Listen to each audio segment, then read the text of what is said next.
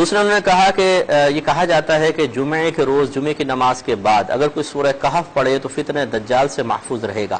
تو یہ ہمارے لیے ہے کہ ہم نے تو اس کا زمانہ نہیں پایا، یہ ان لوگوں کے لیے ہے کہ جو دجال کے زمانے میں پیدا ہوں گے. دیکھیں یہ ہر ایک کے لیے ہے، جیسے کہ میرے آقا صلی اللہ علیہ وسلم نے اپنے زمانہ مبارکہ سے ہی فتنہ دجال سے پناہ مانگنے کی دعا تعلیم فرمائی کہ فتنہ دجال سے پناہ مانگو. حالانکہ میرے آقا صلی اللہ علیہ وسلم یقیناً اللہ تعالیٰ کی عطا سے جانتے تھے کہ ابھی دجال نہیں آئے گا.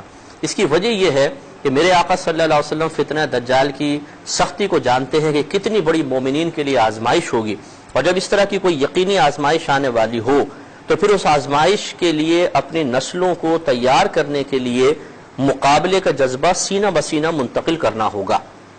پھر جب وہ ظاہر ہوگا تو چونکہ پیچھے سے یہ چیز چلتی چلی آ رہی ہے تو اس زمانے والے غافل نہیں ہوں گے، مقابلہ کر لیں گے. اس لیے میرے آقا صلی اللہ علیہ وسلم نے خود عمل مبارکہ کر کے دکھایا اور صحابہ کرام کو فرمایا کہ فتنہ دجال سے پناہ مانگو. اس لیے ہمیں بھی یہ چاہیے کہ ہم اپنے گھروں میں اپنے بچوں کو تعلیم کریں، دوستوں کو تعلیم کریں کہ بھئی جمعے کی نماز کے بعد سورہ کہف پڑھا کریں، فتنہ دجال سے محفوظ رہیں گے.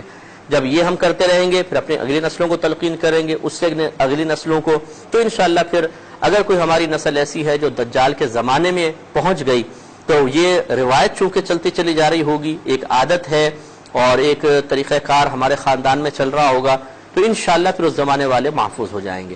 تو یہ نہیں سوچیں کہ یہ ہمارے سامنے تو ابھی دجال آیا نہیں تو ہم کیوں پڑھیں.